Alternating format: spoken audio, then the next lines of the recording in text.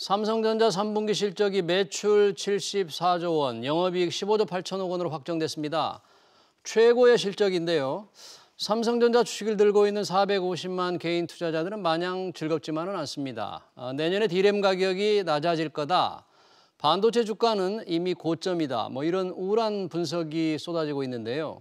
오늘 주가가 모처럼 꿈틀했습니다만 향후 어떤 궤적을 그릴지 실적과 함께 분석해 보겠습니다. 이재윤 유한타증권 반도체 전문연구원 나오셨습니다. 연구원님 어서 오십시오. 네, 반갑습니다. 안녕하십니까. 자, 오늘 삼성전자 3분기 실적 지난번에 이제 잠정치에서 이제 확정치가 나왔는데 네. 그대로 된 거죠? 어떻게 나왔습니까? 그죠, 그대로 됐는데 이제 네. 이번에는 그 사업부별로 네. 그 실적을 이제 발표를 한 거고요. 예.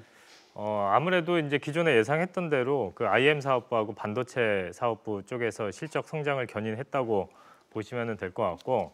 메모리 반도체야 워낙 지금 이미 피크가 가기도 전부터 이제 다운 사이클에 대해서 얘기를 했던 거고 이미 3분기 실적 같은 경우에는 어느 정도 다 예견을 했던 그런 부분이라고 보시면 될 것 같습니다. 네, 그리고 이제 IM 사업부 같은 경우가 이제 좀 기존에 예상했던 것보다 아니면은 이제 기존에 우려했던 것보다 매출액도 그렇고 수익성도 그렇고 예상보다 이렇게 좋은 흐름을 나타내고 있다. IM 사업부. 그러니까 아마 이 폴더블 폰이 조금 잘 팔려서 그렇게 됐나요? 네, 폴더블 스마트폰도 있고 기본적으로 삼성전자가 지난 2, 3년 동안 그 원가 절감을 위한 그런 여러 가지 그 서플라이 체인 그 개선 노력을 많이 했거든요. 그래서 그거에 따른 효과가 이제 나오고 있는 그런 상황이라고 보시면 될 것 같습니다. 네. 오늘 이제 실적을 발표를 하면서 물론 이제 이미 발표된 거나 예상된 건 큰 투자들의 큰 의미가 없는데 결국 앞이 중요하잖아요. 시장 동향으로 삼성전자가 이렇게 발표할 때는 주가가 별 변동이 없더니 오후장 들어서 큰 폭으로 오르더라고요. 다시 좁혀지던데 상승폭이. 오늘 특별한 뉴스는 혹시 다른 영향이 있었어요? 다른 이벤트가 있었다기보다 아무래도 이제 아직까지는 그 의견이 많이 갈리고 있는 그런 상태라고 이해를 하시는 게 맞지 않을까 싶거든요. 그러니까 내년 내내 가격이 빠진다.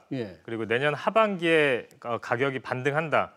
이 의견이 지금 되게 분분한 것 같습니다. 지금 이제 그 반도체 메모리 가격의 전망에 관한 말씀하시는 거죠? 맞습니다. 메모리 가격이 이제 내년 하반기에 반등할 건지 못할 건지에 대한 의견이 되게 분분한데 최근에 이제 SK 하이닉스도 그렇고 삼성전자도 그렇고 컨퍼런스 콜에서 그 발표하는 내용을 좀 자세히 들여다 보면은 내년도 하반기 정도에는 이제 업황이 반등할 걸로 좀 예상을 하고 있는 것 같습니다. 그렇기 때문에 이제 최근에 이제 좀 바닥을 다지고 이제 주가가 올라오는 모습을 보인다고 이해를 하시면 될 것 같습니다. 네, 기왕에 이제 메모리 가격을 말씀을 해주셨으니까 하반기에는 이제 조금 이렇게 반등을 할 거라고 본다면 어느 부분의 수요를 조금 기대를 하고 이런 전망이 나오는 건가요? 지금 실제로 수요를 기대하는 거는 좀 무리가 있어 보이기는 합니다. 실제로 그게 가장 큰 불확실성이기도 하고 그것을 빌미로 해서 내년도 내내 가격이 빠진다는 전망이 나오기 시작한 거거든요.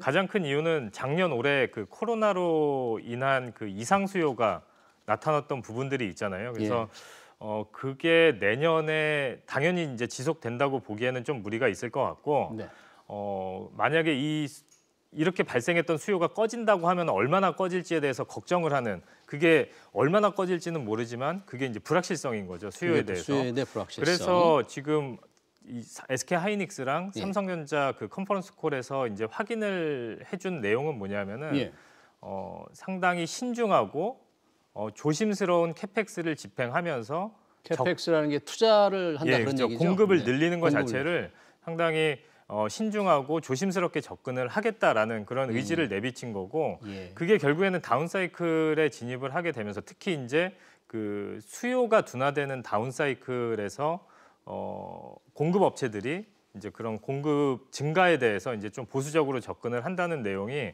어떻게 보면 이제 좀 호재로 작용을 할 수 있는 그런 부분이 아닐까 그렇게 생각을 해볼 수가 있을 것 같고 그리고 지난번에도 잠깐 말씀드렸던 게 이제 공급 쪽에서 삼성전자가 이제 13라인 D램 그 캐파가 있거든요. 그게 워낙 오래된 생산 라인이기 때문에 이거를 비메모리로 전환을 하고 있었습니다.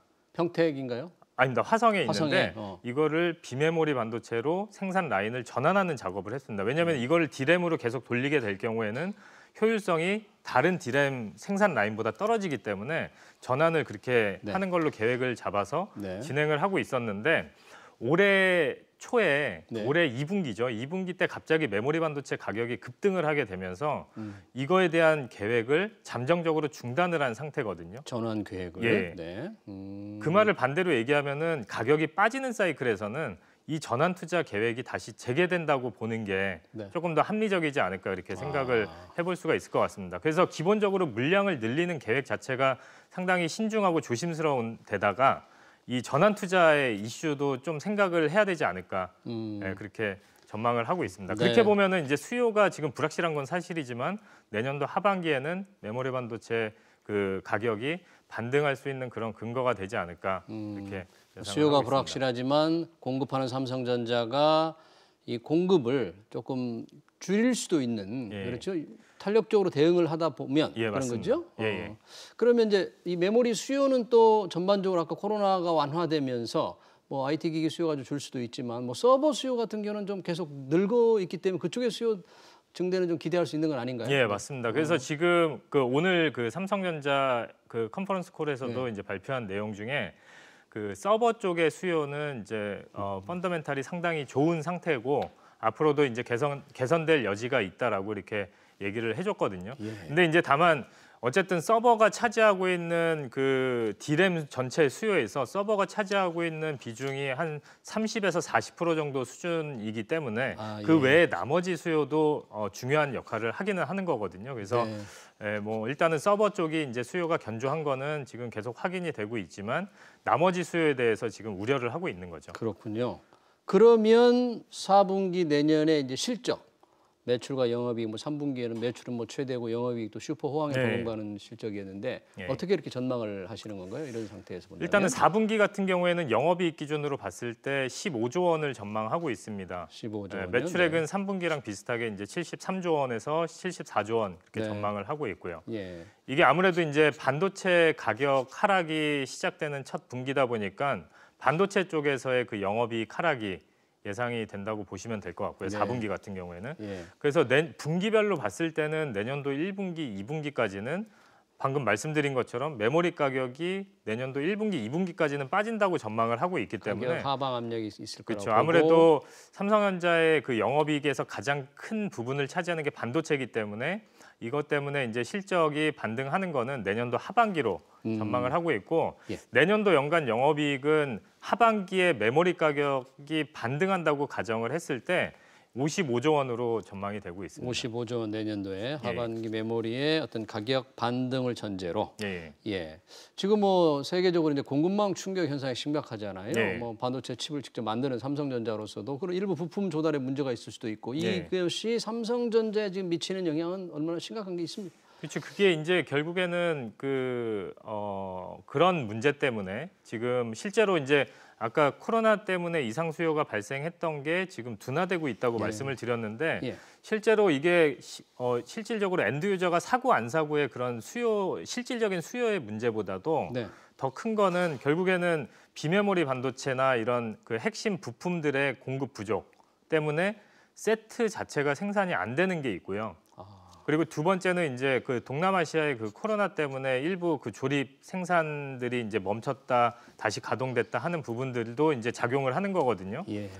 그렇기 때문에 그거에 대해서는 결국에는 가장 큰 거는 이제 이 비메모리 반도체 공급 부족이 언제 해소가 될 수 있을지 좀 봐야 되는데 아무래도 이제 지금 삼성 파운드리도 그렇고 TSMC라는 회사도 그렇고 올해부터 상당히 공격적인 투자를 집행을 하기 시작했습니다. 그렇게 되면은 장비가 인스톨되고 가동이 되고 아웃풋이 나오는 시점은 내년도 상반기 중에 상당 부분 나오기 시작하는 거거든요.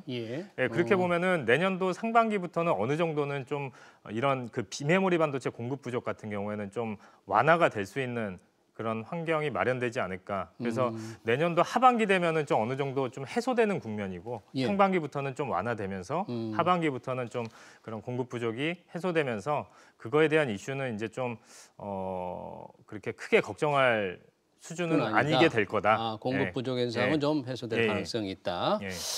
요즘에 외국인들이 뭐 삼성전자를 좀 팔아왔지 않습니까? 네. 근데 뭐 SK 하이닉스는 또 이렇게 좀 산 걸로 이렇게 보이는데 네.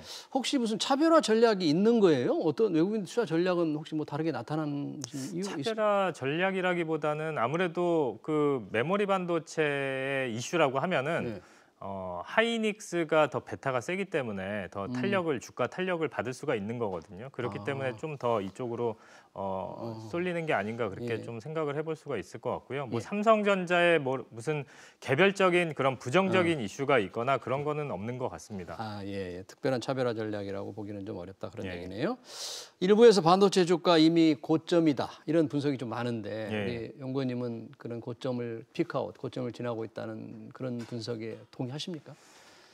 일단은 업황이 피크아웃하는 거는 지금 나타나고 있는 현상인 거고 이게 얼마나 오래 갈지가 다운 사이클이 얼마나 오래 갈지에 대한 그런 의견의 차이인 거거든요. 예. 이게 만약에 내년 내내 가격이 빠진다고 하면은 SK 하이닉스 주가가 여기서 더 가기는 힘들다고 보는 게 맞습니다. 하지만 내년 상반기까지 가격이 빠지고 하반기에 반등을 한다고 하면은 지금 주가에서는 사는 게 맞습니다. 왜냐하면은 여기서 삼성전자나 하이닉스, SK 하이닉스 동시에 말씀하시는 거죠? 어찌됐든 간에 지금 양사의 그 주가 흐름은 같이 보는 게 맞거든요. 예. 메모리 업황에 그 가장 큰 스윙 팩터를 두고 있기 때문에 그런 거고 네.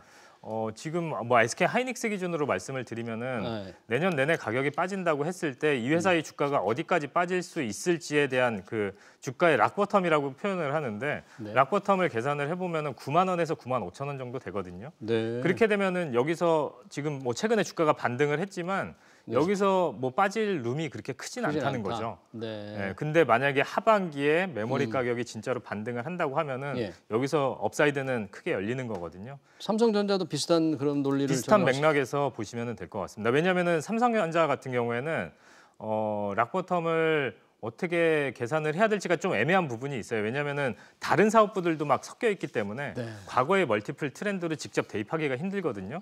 그래서 이제 내년도에 삼성전자의 그러니까 D램 가격이 내년 내내 빠진다고 가정을 했을 때 삼성전자의 전사 영업이익이 얼마가 될지 전망을 해보면은 48조 원으로 전망이 됩니다. 48조 원이요? 네. 네. 근데 지금 시가총액은 우선주 합쳐서 470조 원 수준이거든요. 예. 그렇게 되면은 여기서 주가가 더 빠진다고 생각을 하는 것보다 오히려 이제 어떤 이슈로 인해서 반등할지에 대해서 걱정을 하는 게 실제로 밸류에이션 측면에서 봤을 때는 거의 바닥에 왔다. 삼성전자도 바닥에 그렇고 왔다. SK 하이닉스도 그렇고 네. 그렇기 때문에 여기서는 하방 리스크보다는 이제 상방 리스크가 더 열려 있는 그런 상황이라고 보시면 될 것 같습니다. 네. 그래도 이 개인 투자자들은 워낙에 삼성전자가 뭐 한때 6만 전자까지 떨어져가지고 네. 굉장히 부담을 많이 느끼고 있었기 네. 때문에 과연 메모리 가격이 어떻게 될 건가, 가격이 어떻게 될 건가 굉장히 지금 긴장하면서 보고 있는데 그래도 더 빠질 여력은 좀 적을 것 같다. 네. 네. 이렇게 요약을 할 수 있겠네요. 네.